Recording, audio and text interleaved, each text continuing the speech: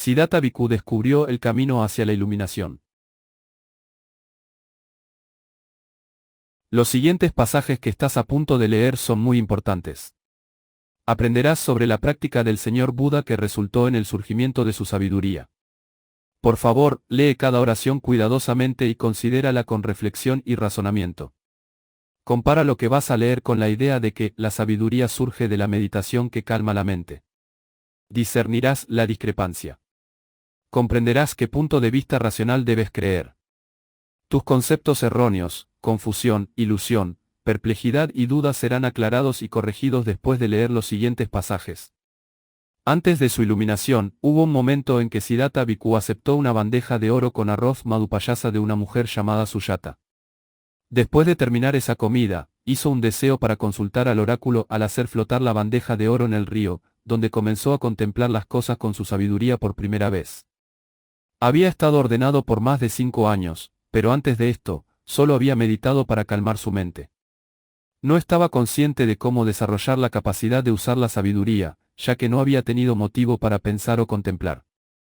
Día y noche practicaba la meditación consciente hasta que su mente estaba en un estado de ecuanimidad, en el cual su mente ignoraba todo a su alrededor y no le importaba pensar en nada. Solo percibía la emoción del presente. No usaba su sabiduría para contemplar las cosas tal como realmente eran.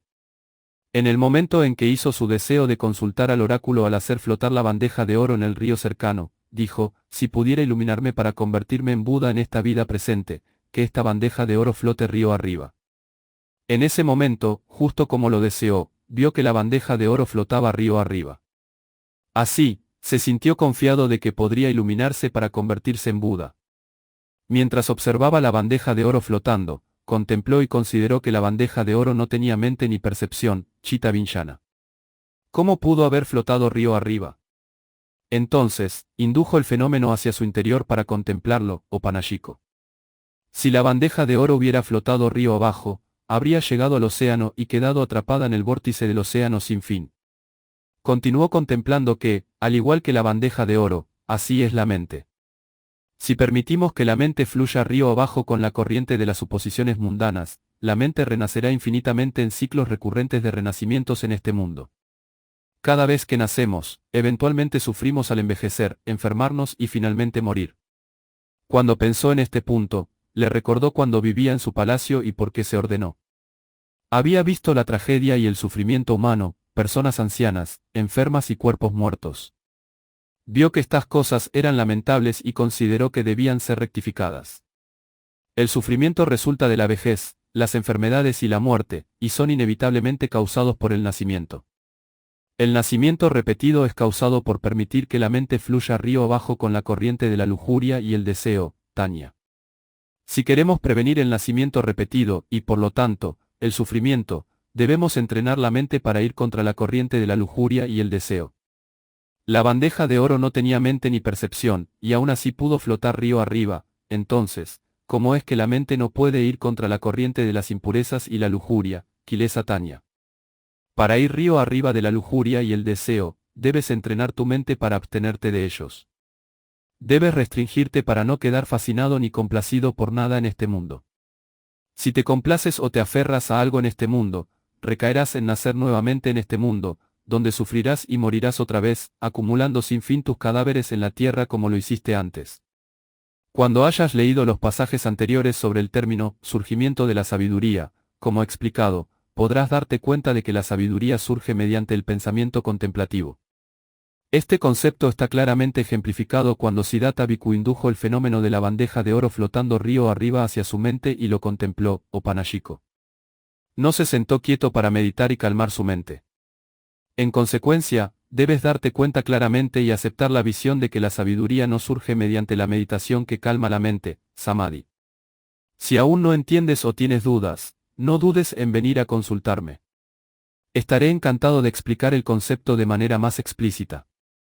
El significado del surgimiento de la sabiduría es interpretado de manera diferente por diferentes personas. Un grupo le da un significado, otro grupo le da otro. Hay muchas nociones y puntos de vista diferentes sobre el surgimiento de la sabiduría.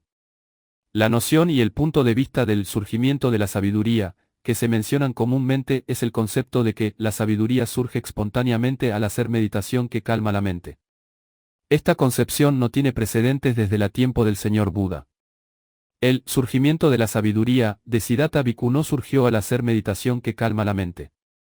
Incluso entre todos los nobles en el tiempo del señor Buda, ninguno de ellos tuvo el surgimiento de la sabiduría al meditar para calmar la mente. Todos los budistas deberían estudiar bien las biografías de los nobles en el tiempo del señor Buda. Obtendrás una comprensión clara del principio del surgimiento de la sabiduría. Puedes encontrar las biografías de los nobles, incluidos monjes budistas, bhikkhu, novicios, samanera, monjas budistas, bhikkhuni y laicos en las escrituras, suttas. Antes de que esas personas alcanzaran los frutos nobles, convirtiéndose en nobles, Ariya, comenzaron a practicar el Dhamma al ver la visión correcta con una sabiduría justa adecuada. El señor Buda describió el noble óctuple sendero paso a paso en términos de importancia y aplicación incremental. Las escrituras se refieren al entrenamiento triple, Sikataya preceptos morales, meditación y sabiduría. Está escrito de esta manera para proporcionar una educación teórica básica. El entrenamiento triple en las escrituras está escrito en términos simplificados solo por conveniencia y para facilitar la lectura y la discusión. En realidad, el logro de una práctica exitosa del Dhamma, según la enseñanza del señor Buda, requiere el ejercicio de la sabiduría como principio primario. La progresión del noble óctuple sendero comienza con el uso de la sabiduría, pancha, seguido de los preceptos morales, sila, y la meditación, samadhi. Si no sigues el método del señor Buda, que implica el ejercicio de la sabiduría como prioridad, no podrás convertirte en un entrante en la corriente ni, posteriormente, en un noble, Ariya. Dado que los preceptos morales y la meditación se discuten en las escrituras, Pariyatti, es esencial ejercer la sabiduría para estudiarlos bien. También tienes que ser capaz de ejercer la sabiduría para observar los preceptos morales, así como para meditar. Lo anterior es el método progresivo de práctica del Dhamma del señor Buda que él y los nobles practicaron en su tiempo. Aquellos que han estudiado la práctica del Dhamma del señor Buda y los nobles entienden y aceptan los principios y métodos de esa práctica. Siddhartha Bhikkhu ideó la técnica contemplativa, upaya, al observar el fenómeno de la bandeja de oro flotando contra la corriente del río. Llevó el fenómeno a su mente y contempló cómo, de manera similar, la mente flota a lo largo de la corriente de las impurezas y la lujuria, Kilesa Tanya. Contempló usando la sabiduría y observó que, al igual que la bandeja de oro, así era su mente. Podía, usando la sabiduría, entrenar su mente para ir contra la corriente del mundo. También contempló con sabiduría, dándose cuenta de que si la mente se preocupaba, complacía y apegaba a algo en este mundo, recaería en renacer nuevamente. También tuvo la sabiduría para saber que el deseo y la lujuria, Tanya, son la causa que resulta en el nacimiento repetido. Ejerció la sabiduría para contemplar el sufrimiento consecuente causado por el deseo y la lujuria, y para que la mente lo reconociera sin duda. La contemplación descrita anteriormente fue todo sobre Siddhartha Bhikkhu ejerciendo efectivamente la sabiduría de la visión correcta, Samadhi, y la sabiduría de la contemplación correcta, Sammasankappa. Fue el pensamiento y el punto de vista justos por los cuales, Budo, la palabra implique significa iluminación, despertar y alegría, surgió inicialmente en él. Aunque en este punto no era una sabiduría suprema, era una sabiduría suficiente para entender el sufrimiento y determinar sus causas. Esta realización indica que había desarrollado la sabiduría de conocer las cosas tal como realmente eran. No tenía un maestro que lo guiara o entrenara para contemplar el Dhamma. Se entrenó a sí mismo y desarrolló su capacidad de ejercer correctamente la sabiduría. Tenía la sabiduría para saber cómo practicar para reconciliar todas las adversidades por sí mismo. Había obtenido la introspección, Jnana Dasana, para conocer todo el sufrimiento y sus causas. Tenía su propia capacidad para descubrir el método efectivo y adecuado de práctica del Dhamma que le aseguraba que al usar este método correcto, ciertamente alcanzaría la iluminación, convirtiéndose en Buda. Surgió otra introspección llamada Magga Magganayana. La introspección de la sabiduría, Panchajnana, para conocer la naturaleza de todas las cosas a lo largo de todas las existencias le reveló que todas las cosas tienen la condición de impermanencia, Anicham, sufrimiento, Dukkam, y no yo, Anatta. Conocía todas las cosas que existen como impermanentes, como indica la frase empli. Sabe Sankara Anichati, Yada Panchaya Pasati, Ata Nivindati Dukke, esa Mago Visuddhya. Tenía la sabiduría de introspección para saber que todas las condiciones de existencia de las cosas son impermanentes, y que sus condiciones son variables y cambiarán debido a las causas y factores de su naturaleza. Tenía la sabiduría de introspección para entender esta variabilidad de las condiciones. Se dio cuenta de que las personas se aferran o se apegan al sentido del yo y sus posesiones, asumiendo que soy así, soy asá, ellos son míos, son de mi propiedad. Cuando sus tesoros y posesiones o sus seres queridos, incluyéndose a sí mismos, se deterioran o declinan debido a causas y factores naturales, esas personas sufrirán. Siddhartha Bhikkhu conoció la verdad a través de su sabiduría de introspección, por lo que liberó todos los apegos en su mente. La capacidad de conocer y ver la verdad con su sabiduría, que le llegó como resultado de contemplar usando la sabiduría, se llama en lengua Pali Budo. Budo es iluminación, despertar y alegría. El señor Buda despertó de ver la visión errónea sobre cómo eran realmente todas las cosas a su alrededor. Despertó de la ilusión. Se volvió desapasionado, ni vida, respecto a esas cosas centelleantes e impermanentes a su alrededor. Al liberar el apego de su mente, Budo surgió en él, experimentando así la mente alegre. Nada podía engañarlo ya para ver la impermanencia como permanencia. Como había liberado la pesada carga de la ilusión de su mente y los apegos resultantes causados por la ilusión, todas las impurezas y deseos habían sido eliminados, y su mente estaba libre de impurezas. Su mente tenía pureza. Sabe Sankara Dukkati, Yada Panchaya Pasati, Ata Nivindati Dukke, es Amago Visuddhya. Aquellos que tienen la sabiduría para conocer todo sobre el sufrimiento y sus causas, también tienen la sabiduría para extinguir la causa del sufrimiento, posteriormente, purificar sus mentes. Esas personas están cerca de alcanzar el camino, los frutos y el nirvana. Tienen la sabiduría para conocer a fondo todas las cosas que causan sufrimiento y sus causas. Saben que el deseo sexual, kama tanya, el deseo por una calidad particular de existencia, bhava tanya, y el deseo por la no existencia o la evitación de una calidad o estado particular de existencia, vibhava tanya, son causas principales de sufrimiento y adversidades. Kama tanya es el deseo sexual. Involucra amor y placer en materiales y cuerpos, sonidos, olores, sabores y sensaciones táctiles. La emoción del amor es un efecto consecuente. Las personas siempre quieren tocar o experimentar cosas para recibir la sensación de esos materiales y cuerpos, sonido, olor y sabor. Buscan experimentar estas cosas placenteras con una saciedad nunca lograda. El océano nunca se llena de agua. Como es el océano, así es la mente con la sexualidad. La mente nunca se sacia con la sexualidad. Las personas han nacido en vidas anteriores, nacidas como varios animales, varias nacionalidades humanas y lenguajes. Traen consigo las sexualidades de cada vida pasada a la vida en la que renacieron. Aunque nacieron nuevamente en la vida presente, tienen deseo por el sexo tanto como en las vidas anteriores. Si no cortas el flujo del deseo sexual en la vida presente, nacerás nuevamente en una vida futura. Tendrás un fuerte deseo sexual tanto como lo tienes en la vida presente. Tu corazón aún deseará el sexo, y el sufrimiento consecuente siempre resultará de ello. La mente que desea la sexualidad tiene altas expectativas. Presupone para esa alta expectativa que, debo obtener las cosas que anhelo. Debo tener una felicidad suprema. Tiene una fantasía magnífica de lo que se espera hacer o tener. La mente sexual está segura de que debe obtener todo como lo presupone. Es ajena a la verdad de que las cosas que la mente presupone son impermanentes. Cuando las cosas anheladas no ocurren realmente para cumplir con su expectativa, la mente sexual se decepcionará. Esa persona sufrirá en el corazón, experimentará pérdida de apetito y falta de sueño. Esa persona estará de mal humor todo el tiempo cuando tenga un corazón infeliz. Piyato Yayate Soko, el arrepentimiento, la agonía y el dolor por las pérdidas del amor y la falta de cosas anheladas causan un sufrimiento considerable en el corazón y la mente de esa persona. Todos quieren obtener felicidad, pero algunos buscan la fuente equivocada para obtenerla. Las personas crean la fórmula para el sufrimiento creyendo que es la fuente de la felicidad. Obtienen sufrimiento como resultado en lugar de obtener felicidad. Luchan por arreglar la fórmula para crear felicidad, pero aún caen en la misma situación sin fin. Porque no tuvieron la sabiduría para conocer la causa del sufrimiento, sin saberlo crearon la causa del sufrimiento en sus vidas pasadas, y experimentaron sufrimiento como resultado. Han creado la causa y deben lidiar con el sufrimiento resultante en sus vidas presentes. Y también están creando la causa del sufrimiento para su vida futura con la que lidiar como resultado. Se aferran a la misma creencia al hacer las suposiciones de que soy así, soy asá, ellos son míos, son de mi propiedad. Estas mismas suposiciones, basadas en nociones ilusorias, son la causa del sufrimiento. Aferrarse sin saberlo al sentido de las posesiones y al sentido del yo en todo en la tierra causa sufrimiento.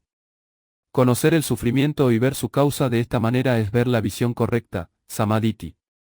Contemplar el sufrimiento y su causa, usando la sabiduría basada en la visión correcta, se conoce como pensamiento correcto, sammasankappa. Aquellos que disciernen correctamente el sufrimiento y su causa a través del pensamiento correcto experimentarán el surgimiento de la sabiduría. La expectativa de meditar usando la recitación para calmar la mente resultando en el surgimiento de la sabiduría, con la sabiduría apareciendo brillantemente como encender la luz, es considerablemente errónea. Me gustaría instarte a ajustar tus puntos de vista sobre la meditación y el surgimiento de la sabiduría, de lo contrario, tu visión errónea, Michaditi, continuará.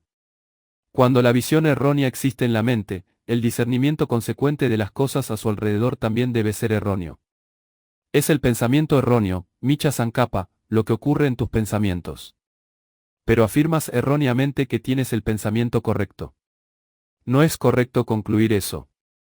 La visión errónea y el pensamiento erróneo son desviaciones de la verdad y no pueden dirigir tu práctica hacia el camino, los frutos y el nirvana. Si quieres practicar el Dhamma correctamente según el camino del Señor Buda, debes estudiar bien el método de práctica del Señor Buda. Luego, en consecuencia, sigues el método práctico del Señor Buda para practicar el Dhamma. Deberías obtener el mismo resultado que el Señor Buda. En comparación, el Señor Buda es como la cabeza de un rebaño de vacas.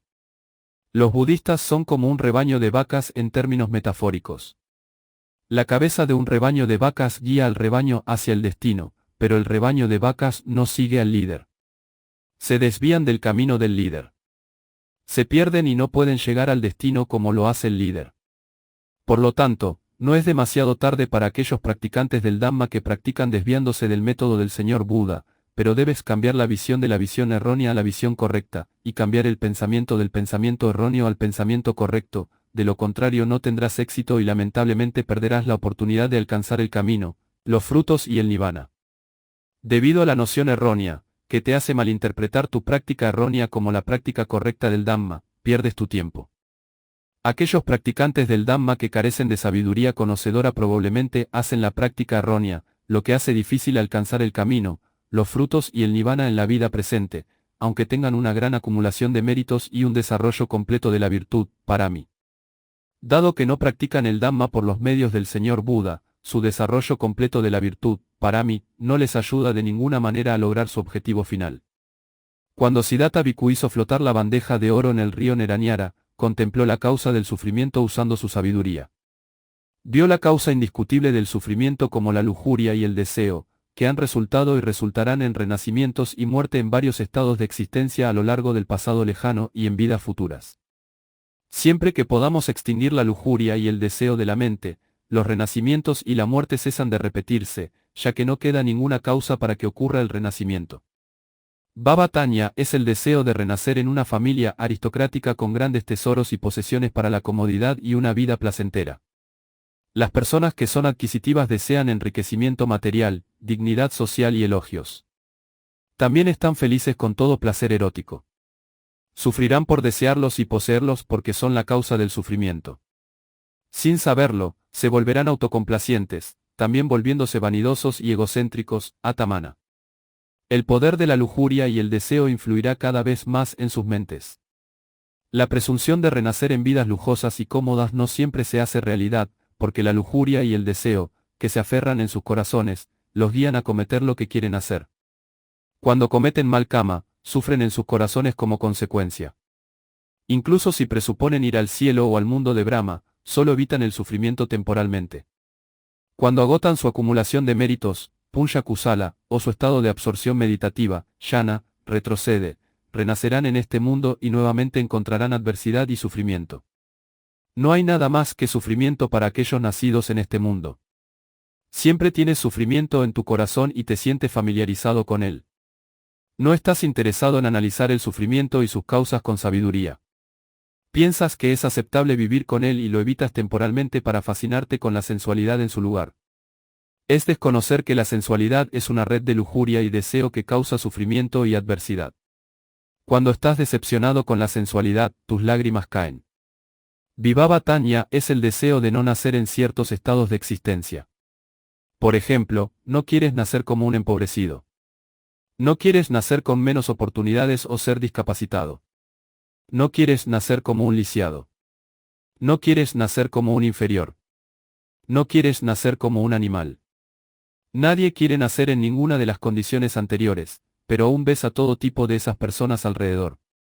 Tal vez surja la pregunta de por qué esas personas nacieron en tales existencias miserables. Fue el resultado correspondiente del mal karma que cometieron. Así que, aunque no estén contentos de nacer en esas existencias miserables, inevitablemente tienen que vivir con ello. El mal karma que cometieron fue causado por permitir que sus mentes siguieran la lujuria y el deseo malignos. La lujuria y el deseo malignos los inducen a cometer cosas malas. Todos quieren nacer en un buen estado de existencia, pero tienden a cometer cosas malas que resultan en consecuencias negativas más tarde. Las malas consecuencias los hacen nacer en los estados de existencia no deseados y miserables. Eso es Vibhava Tanya. Bhava Tanya es el resultado del deseo moral, o el apego a gratificar la mente haciendo cosas buenas, como dar y ser generoso, observar los preceptos morales o metta bhavana. Vibhava Tanya es una consecuencia resultante de cometer conductas inmorales. Es causada por el apego de la mente a la lujuria y las acciones malignas. Por lo tanto, Kama Tanya, Bhava Tanya y Vibhava Tanya, que son apegos en la mente, son la causa significativa de nacimientos repetitivos sin fin en varios estados de existencia. Cuando el señor Buda llegó a ver la verdadera causa de los nacimientos repetitivos, que son la lujuria y el deseo, cortó el flujo de la lujuria y el deseo de su mente con su sabiduría de introspección, Panchanyana. Sabe Dhamma Natati, Shada Panchaya Pasati, Ata Nivindati Duke, es Amago Visuddhya. Cuando has desarrollado tu sabiduría para conocer y ver todos los dhammas como no yo, anatta, te vuelves desapasionado, nivida, respecto a la lujuria y el placer. Ya no te aferras al sentido del yo, atta, y te deshaces del apego al sentido de la posesión. El Dhamma es no yo, anatta.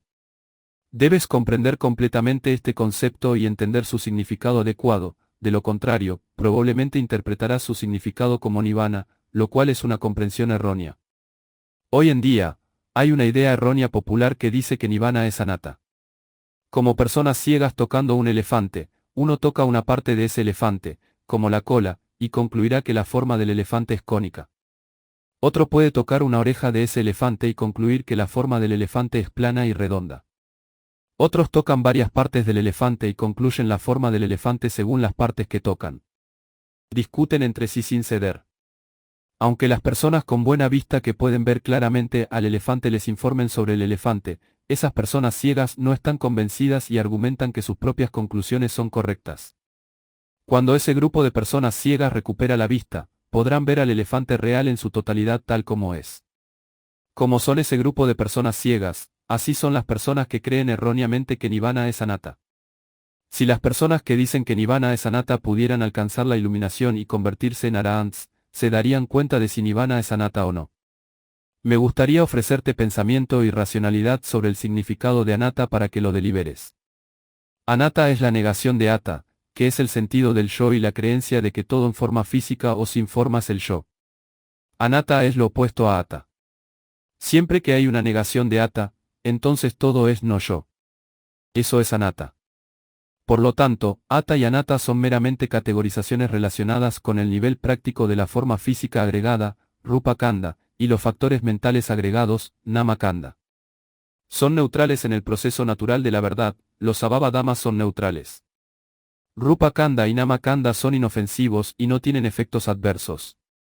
Las impurezas y el deseo, kilesa y tanya, que se esconden en rupa kanda y nama kanda son dañinos y perjudiciales. Por lo tanto, rupa kanda y nama kanda no son impurezas ni deseo. Son sabhava dhammas que se desarrollan por causas, como indica la frase en pli, yedama tupavava, tesame tum tatagato. Traducción, de aquellas cosas que surgen de una causa, el tatagato ha dicho la causa, y también cuál es su cesación. La impermanencia, anicham, significa que rupa kanda y nama kanda son variables y cambiarán. El sufrimiento, dukkam, resulta del apego de la mente, upadana, que se aferra a rupa khandha y nama khandha. La mente se vuelve ilusoria y percibe erróneamente a rupa khandha y nama khandha como yo, atta. Por lo tanto, rupa khandha y nama khandha son en realidad anatta dentro de sí mismos. En el momento en que el cuerpo muere, lo quemamos con fuego y no queda nada más que sus huesos. En ese punto, no hay concepto de yo corporal. Esta fase del cuerpo físico se categoriza como anatta. Cuando la mente se separa del cuerpo que está muerto, los cuatro agregados que son factores mentales o nama khandha, sensación, vedana, memoria, sankhya, pensamiento compuesto, sankara y conciencia, vijnana, todos desaparecen. Dado que todos los nama khandha son factores mentales que existen como un proceso de la mente, esta fase también es anatta, o no yo. Anatta se reconoce categóricamente como la condición de desaparición de rupa khandha y nama khandha. Quien quiera decir que nirvana es anatta, adelante y diga lo que quiera sobre ello. Aunque yo sé la condición de nirvana, no tiene valor para mí decirlo. Que sea un conocimiento exclusivo, pachatam, o sabiduría individual de conocer o para ser conocido por los sabios por sí mismos. Debes interpretar con precisión la palabra nirvana con claridad. No puedes correlacionar supuestamente nirvana con ningún silabario del Dhamma. Nirvana significa que todas las diversas asava están completamente extinguidas. La extinción completa de asava no proporciona combustible para la ignición, y no tiene ningún agente restante para fabricar reinos de existencia, Baba Yati. Nirvana no existe en nada. Nirvana no es ser nada. Nirvana es el término ampli comúnmente aceptado, y es el nombre que significa la extinción completa de asava. Nirvana no tiene causa ni factor para correlacionar ningún silabario del Dhamma. Nirvana no existe en ninguna suposición, samuti, porque es la liberación y la emancipación. Vimutti es solo el término empleado al acto de la liberación y la emancipación. Cuando leas sobre Nirvana como anatta, no agotes tu cerebro criticándolo. Sin embargo, hayas intentado leerlo, Nirvana no surgirá en tu mente de todos modos.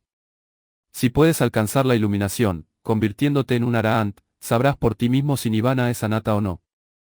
En el presente, criticar es una pérdida de tiempo. Llegará el momento en que contemplar con sabiduría para conocer y ver todas las entidades que son forma y sin forma eventualmente desaparecerá. Cuando la mente acepta la verdad de que atta se convertirá en anatta, en ese punto, la mente liberará el apego al yo. Cuando Siddhartha Bhikkhu contempló con sabiduría para ver y conocer el yo como convirtiéndose en no yo tal como realmente es. Esta contemplación con sabiduría estaba desarrollando introspección, vipassana. Cuando conoció y vio las cosas a fondo tal como realmente eran con una introspección más refinada, desarrolló estos rasgos de vipassana jnana o bhavana maya pancha. Había estado ordenado por más de 5 años y durante este tiempo encontró la práctica correcta para alcanzar la iluminación por sí mismo, sin ninguna guía de ningún maestro. Contempló con sabiduría hasta que pudo ver y conocer las cosas verdaderamente como eran, desarrollando una sabiduría cada vez mayor y progresando nivel tras nivel, alcanzando así una sabiduría desarrollada progresivamente. Obtuvo la sabiduría para conocer las 4 nobles verdades. Esta sabiduría se desarrolló progresivamente desde la sabiduría hacia vipassana y hacia vipassana jnana. Me gustaría instarte a aprender bien, con discernimiento racional, la biografía del Señor Buda, desde el periodo inicial antes de que se autoordenara, hasta el día en que alcanzó la iluminación. Deberías comprenderlo bien. La progresión en el desarrollo de la sabiduría, nivel por nivel, antes de que Siddhartha Bhikkhu alcanzara la iluminación y se convirtiera en el Buda es de considerable importancia. Deberías aprenderlo bien y usarlo como tu modelo de práctica para dirigir tu propia práctica del Dhamma.